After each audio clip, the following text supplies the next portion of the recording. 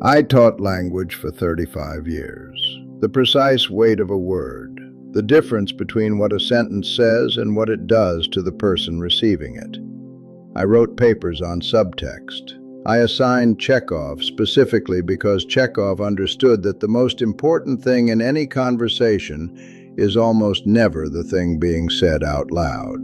I said all 7 of these things to my children, repeatedly, with complete confidence that I was being helpful. I was a professor of literature, and I was, in the matter of my own family, functionally illiterate. I want you to understand that this is not false modesty. I have had 11 years of retirement to review the record, and the record is clear. Here are the 7 things. I'll tell you what I said, what I thought I was saying, and what my children actually heard. The gap between the second and third column is, I'm afraid, where most of the damage lives. I said this about child rearing, about money, about how to organize a kitchen, about the correct way to load a dishwasher, which I maintain I was right about, but which was not the point. I said it as historical observation, as context, as a man who had lived longer, offering the longer view. What my daughter Catherine heard every single time was, "You're doing it wrong." It took me until she was in her late 40s to understand that "we used to" is not neutral information. It is a comparison. And comparisons, when they come from a parent to an adult child, travel in one direction only. They go downward. You are measuring them against a standard they didn't choose and can't meet because it belongs to a world that no longer exists. I have retired this phrase entirely. If I am curious about how things are done now, I ask a question. How do you handle it? Full stop. No antecedent. No, we used to. I use this as a prefix, a disclaimer, a little legal notice before I said something my children had not asked to hear. What it actually does, and I should have known this, I taught rhetoric, is preempt any objection. If you lead with "I love you," you make it nearly impossible for the other person to say, "I didn't ask for this," or "this isn't helpful," without appearing to reject the love itself. It's an elegant trap, and I said it for decades without knowing I was doing it. My son Richard once said to me, very quietly, during an argument in 2003, "Dad, I know you love me. That's not what we're talking about." I was offended. I have since come to believe he was the most precise person in the room that day, and I was the professor. Love is not a credential.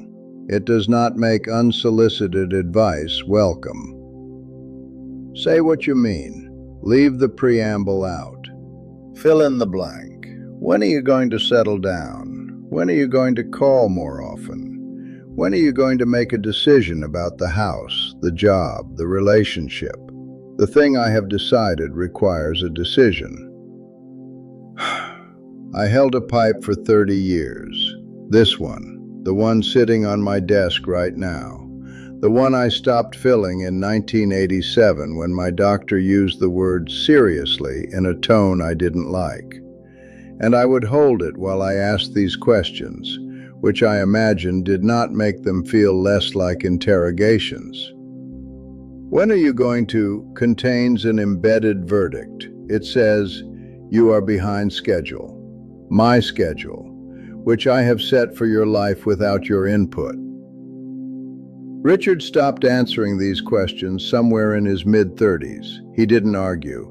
He just stopped engaging, the way you stop responding to a letter that keeps asking for the same thing. I noticed the silence and attributed it to his personality. It was a response to mine. I said this once to Catherine in 1995 about Richard. She has not forgotten it. I know this because in 2018, 23 years later, during a conversation about something else entirely, she said, without anger, which was almost worse, "You know, you used to compare us." Past tense, diplomatic. Still there. Once is enough. Once is apparently permanent. Comparison between siblings is not motivational. It is not informative. It is a zero-sum statement that tells one child they have been found inferior to the other, and it does not matter how many times you subsequently clarify that you love them equally. The clarification goes into a different drawer than the original remark. The original remark stays where it landed. I have nothing more to say about this one. Don't do it. Not once. I want to be careful here because this one is the most painful to examine and therefore the most important. I worked. I provided. I showed up to the things I was supposed to show up to, and many things I wasn't supposed to but did anyway, because I thought presence was the primary currency of fatherhood. I genuinely believed, that this record was visible to my children, that it existed between us as a shared accounting. It does not work that way. What you did for your children when they were young is not a balance they carry forward into adulthood and feel obligated to repay. They were children. They experienced your provision as the texture of their childhood, not as a series of transactions. The accounting is entirely in your own ledger, and producing it in an argument is, I will use the word I should have used on myself decades ago, manipulative. It closes the conversation. It makes the other person feel they are being invoiced for their own upbringing. Even when you mean it as an expression of hurt, which is almost always what's underneath it, it lands as a demand. If you are hurt, say you are hurt. I feel like I'm not a priority to you, and that's painful. That sentence is vulnerable and accurate. After everything I've done is neither. This one operates as its opposite. I said this, and I said it often after Margaret died, in the years I was genuinely adjusting to solitude, believing I was being considerate, demonstrating that I understood I had limits, that I was not demanding. What my children heard was a request in disguise, a pull toward reassurance. When you say, I don't want to be a burden, the listener's only available response is, you're not a burden. You have made reassurance obligatory, which is its own kind of demand. If you need something, ask for it directly. Would you be able to drive me to the appointment on Thursday? That is a request. It can be answered yes or no. It respects the other person's actual capacity. I don't want to be a burden is a sentence shaped like generosity that functions as pressure. I said it for years, thinking it made me easier to be around. I think it made me harder. I deployed this one with some frequency in my 70s, and I am not proud of the mechanics of it. It is mortality as leverage. It is time as a threat. It works in the short term. It produces a phone call, a visit, an expression of concern. What it also produces, and this is the part I did not account for, is resentment. Quiet, managed, civilized resentment of the kind that educated families produce instead of arguments. My children love me. They would also, I think, prefer to love me because they want to, not because they have been reminded that the opportunity is finite. The opportunity is always finite. They know this.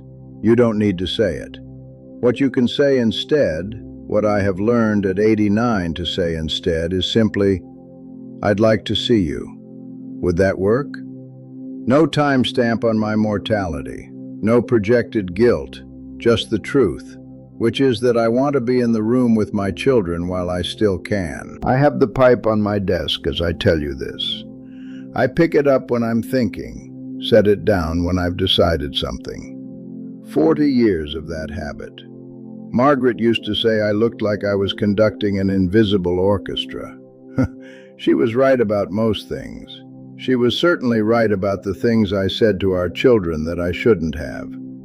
She told me, more than once, in the particular tone she reserved for my more recoverable errors. I didn't listen with sufficient attention. I have 11 years of retirement, and 2 children who still call, and 1 grandchild who visited last spring and stayed 4 days, and argued with me about novels, and ate everything in my refrigerator. That is not a bad result for a man who spent 35 years being precise about language, and approximately that long being careless with it at home. What I know at 89 is this: your children are not your audience. They are not your students. They are not the repository of your wisdom or the proof of your life's work. They are people. Full, complicated, tired, trying people who also happen to be yours. Speak to them accordingly.